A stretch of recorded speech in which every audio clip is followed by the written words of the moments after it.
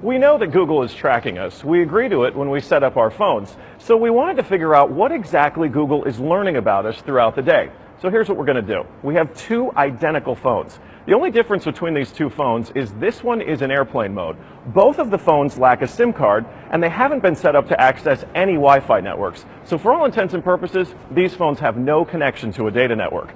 We're going to keep them with us throughout the day. And while I travel around DC, we're going to figure out just what Google is finding out about me. Our first stop, Sim's convenience store, just outside our Fox bureau, for a quick coffee. From there, we took a walk to the Capitol and took a quick walk around the Senate office buildings, and then decided to hop in a car and head around town. Hello. We're going to the Children's Hospital, please.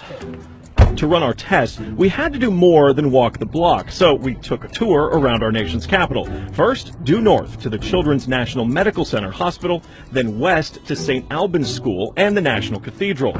Our tour around town was a 14-mile journey that lasted more than an hour. The entire time, the phones had no access to the internet. Oh my goodness. Not a Wi-Fi connection and not any cellular data service. It almost seemed quaint to assume that Google wouldn't even be able to collect data on me. Let's head back to the bureau, my friend. Oh, that church is beautiful. Google's business model is simple. Collect data on its users and then use that data to sell targeted ads. It's a business model called surveillance capitalism. But does that critical data collection work even when your phones aren't connected? So we're back here at our Fox Bureau in DC, and we've got both of our phones exactly how we left with them. The only difference, really, I snapped a couple of bad selfies at the National Cathedral. But otherwise, they have stayed in my pocket for the entire day. So let's find out what they know. This is our man-in-the-middle device. It's basically a Wi-Fi network that these phones are going to connect to once we turn their Wi-Fi on. It's going to pass data through it on the way to Google. But on the way, we're actually going to get a copy of the same data that Google's going to get. We'll be able to decrypt it and then find out where we've been throughout the day.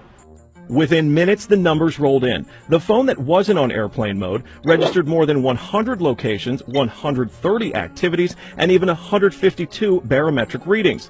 As soon as it hooked up to our Wi-Fi, it transmitted 300 kilobytes of data straight to Google.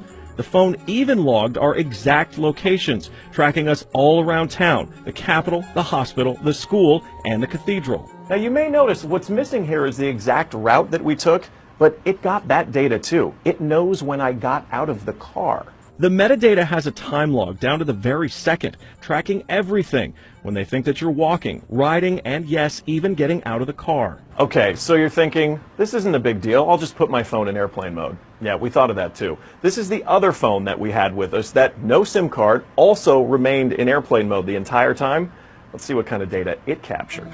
The phone with airplane mode activated actually logged more locations and activities than the other phone, and it also transferred hundreds of kilobytes of data to Google as soon as it was activated. The only thing that's missing from this map is our stop at the Children's Hospital, but it still knows we were there. There it is. Exiting vehicle, 100% accuracy.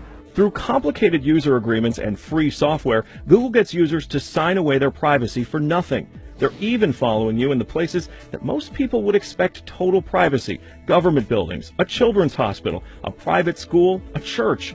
Every move you make, every step you take, Google is watching you.